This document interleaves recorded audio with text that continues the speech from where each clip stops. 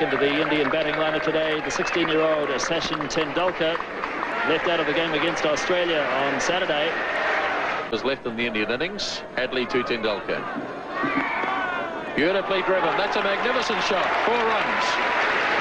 At just 16 years of age, it was evident that Tendulkar had the makings of a special player. Richard Hadley starting the 39th over. Tendulkar heaving away through mid-wicket.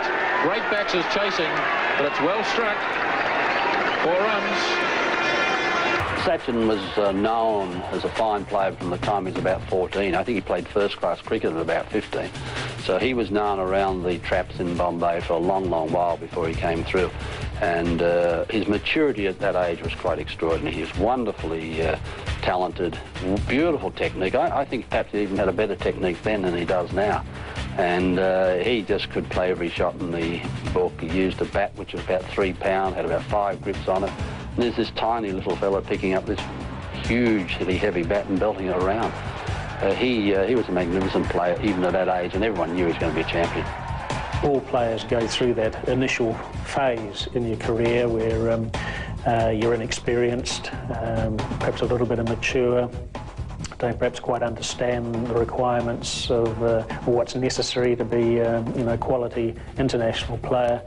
But I think we all know now that Sachin Tendulkar, next to Bradman, is going to be perhaps the best ever.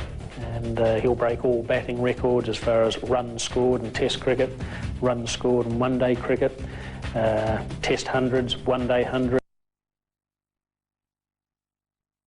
Test 50s, one-day 50s. So he'll break all those batting records, and a real joy to watch. Sheer skill, can play all around the wicket, play all sorts of innings, open the innings, bat in the top 3, 4. So a little genius. You don't use that word very often.